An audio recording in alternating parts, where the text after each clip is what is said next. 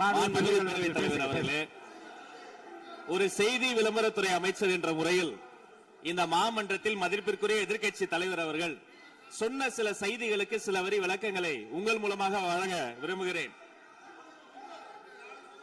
தன்னுடைய பேச்சிலே மாண்புமிகு எதிர்க்கட்சி தலைவர் அவர்கள் சில விளக்கங்களை ஆக்கப்பூர்வமாக ஆதாரத்தோடு கூறியிருந்தால் அதை குறிப்பெடுத்து அதன்படி இந்த தமிழ்நாடு அரசு தன்னுடைய திசைவழி போக்கை சரியான முறையில் செலுத்திக் கொள்ள தயாராக தான் இருக்கிறது. நான் முதல்வன் திட்டத்தை முடக்குவதற்கோ மாற்றுவதற்கோ எங்களுக்கு எந்த திட்டமும் இல்லை. ஆனால் சில விஷயங்களை தெளிவுபடுத்த வேண்டும். 40 நாள் விரதம் முடிப்பது போல 40 நாட்கள் ஆட்சியை இந்த தாவேக அரசு நிறைவு செய்திருக்கிறது. இந்த 40 நாட்களும் பார்த்து விட்டேன், ஏமாற்றம் மட்டும்தான் மிச்சம் என்று அவர் சொன்னார். ஆனால் மக்கள் திமுகவினுடைய 40 நாள் அல்ல 5 ஆண்டுகளையும் பார்த்துவிட்டு அந்த வந்த ஏமாற்றத்தால் தான் இப்படி ஒரு தீர்ப்பை எங்களுக்கு வழங்கி இருக்கிறார்கள். ஆளுநர் மகிழ்ச்சி, அமைச்சர்கள் மகிழ்ச்சி, ஆளுநர் மகிழ்ச்சி என்றெல்லாம் சொன்னார்.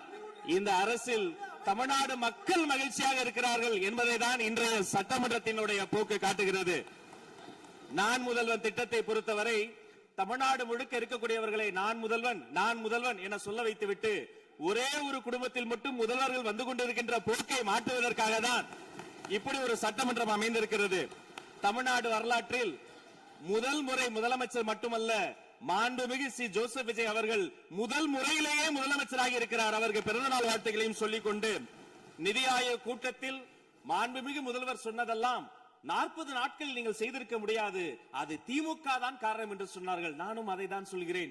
இன்று அவர் சொன்ன சட்டம் ஒழுங்கு, போதை பொருள் எல்லா பிரச்சனைக்கும் 5 ஆண்டு காலமாக அவர்கள் செய்த திமுக ஆட்சி தான் காரணமாக இருக்க முடியும் என்பதையும் சுட்டிக்காட்டிக் கொள்கிறேன்.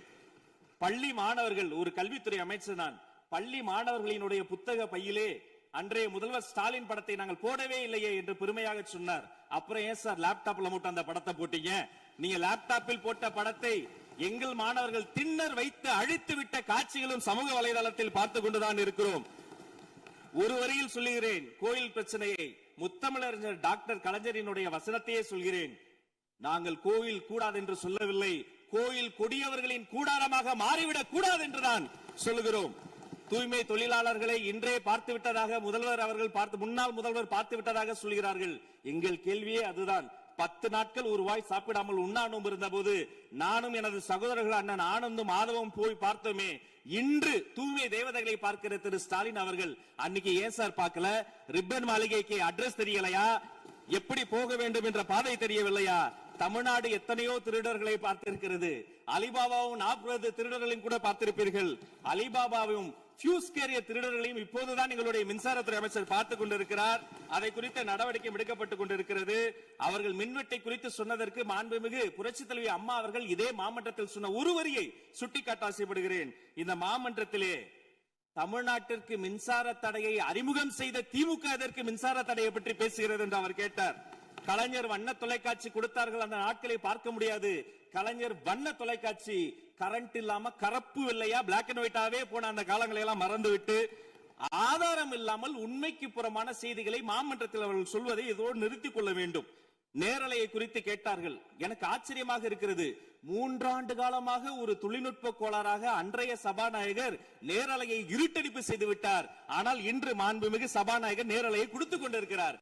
அவருக்கு எங்கள் சார்பாகவும் நன்றியை கூறிக்கொண்டு, விவசாயிகளின் குறித்து இந்த மாமன்றத்தில் ஒன்று சொல்கிறேன். தமிழ்நாடு வரலாற்றிலேயே விவசாயிகளினுடைய சங்கத்தின் தலைவர்கள் மீது குண்டாஸ் போட்ட ஒரு சர்க்கார் திமுக சர்க்கார். ஆனால் அவர்கள் கண்ணீரை போக்க நாங்கள் போராடி கொண்டிருக்கிறோம். அரசு பள்ளிகளில் எந்த கட்சிக்காரர்களும், அது தாவேகாரர்களாக இருந்தாலும் சரி, பள்ளி மாணவர்களை தொந்தரவு செய்யாதீர்கள் என்று சொன்னதோடு மட்டுமல்ல, பெருமையோடு சொல்கிறேன், எங்கள் கட்சியினுடைய ஒன்றிய செயலாளர் அரசு பள்ளியில் சென்று ரீல்ஸ் எடுத்ததற்காக நேற்றைய தினம் கட்சியை விட்டு நீக்கியிருக்கிறார் என்னுடைய பொதுச் செயலாளர். சட்டம் ஒழுங்கு பிரச்சனையை பற்றி பேசுகிறவர்களுக்கு அண்ணா பல்கலைக்கழகம் நினைவுக்கு வரவில்லையா? அண்ணா நகரில் பெத்த பிள்ளைக்கு கொடுமை நடந்ததற்கு கம்ப்ளைண்ட் கொடுக்க வந்த அப்பா அம்மா மீதை அடித்து துன்புறுத்தியது நினைவுக்கு வரவில்லையா? யார் அந்த மேலிடம் என்று கேட்பவர்களுக்கு யார் அந்த சார் என்பது நினைவுக்கு வரவில்லையா என்பதை உங்கள் மூலமாக நான் கேட்டுக்கொள்கிறேன். இடையில் ஆங்கிலத்தில் ஒரு விஷயம் சொன்னார், to remain silent. I want to quote Walter. I may not agree with what you are saying, but I am ready to give my life to defend your right to say it. எதிர்க்கட்சிகளினுடைய கருத்துகளையும் அரவணைக்கக்கூடிய மாமனிதர் இந்த மன்றத்தில் முதல்வராக உட்கார்ந்து கொண்டிருக்கிறார். ஆக்கப்பூர்வமான விமர்சனங்களை சொல்வீர்கள் என்று பார்த்தால் திரும்ப அரசியல் விமர்சனங்களை மட்டுமே சொல்லிக் கொண்டிருக்கிறீர்கள். இந்த சோஃபா கதையை என்னைக்கு விட போகிறார்கள்? எங்கள் தலைவர் சினிமாவை விட்டாலும் அவர்கள் அட்லி என்கிறார்கள், புஷ்பா என்கிறார்கள், ஜுராசிக் பார்க் என்பார்கள் போல் இருக்கிறது. நான் ஒன்று சொல்லிக் கொள்கிறேன், அந்த சோஃபா அவர்கள் வாங்கியது, அவர்களினுடைய வசதி கருத்து வாங்கியது. மதிப்பிற்குரிய அண்ணன்களை நீங்கள் சிறுமைப்படுத்தக் கூடாது.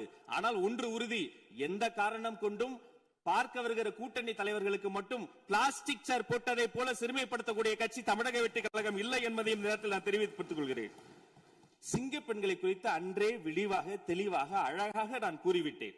சிங்க பெண்கள் இந்த நாட்டினுடைய தமிழ்நாடு அரசினுடைய பொக்கிஷம். அவர்களை குறித்து மீண்டும் மீண்டும் இப்படி சிறுமைப்படுத்தி பேசியதற்காக மாண்புமிகு பேரவைத் தலைவர்கள் அதை கண்டிக்க வேண்டும்.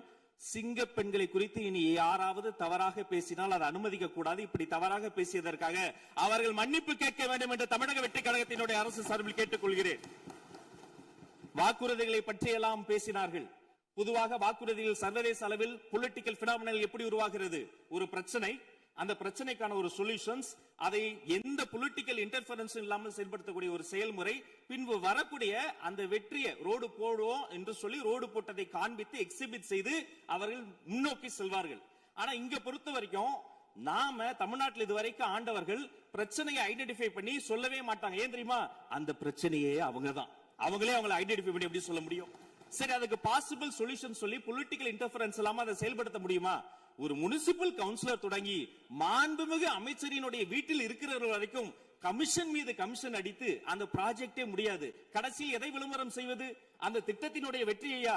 எதை விளம்பரம் செய்வது என்றே தெரியாமல் தங்கள் தலைவரை, அதுவும் ஒரு குடும்பத்தை மட்டுமே வெறித்தனமாக விளம்பரம் செய்து செய்தி விளம்பரத்துறையின் கஜானாவை துடைத்து வைத்திருத்து சென்றிருக்கிறார்கள் என்பதையும் இந்த மாவட்டத்துக்கு தெரியப்படுத்த நான் கடமைப்பட்டிருக்கிறேன்.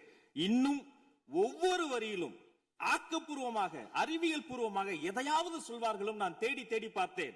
அவராக 40 நாட்கள் தேடி பார்த்து ஏமாற்றம் அடைந்தார். நான் 40 நிமிடத்திலேயே ஏமாற்றம் அடைந்து விட்டேன்.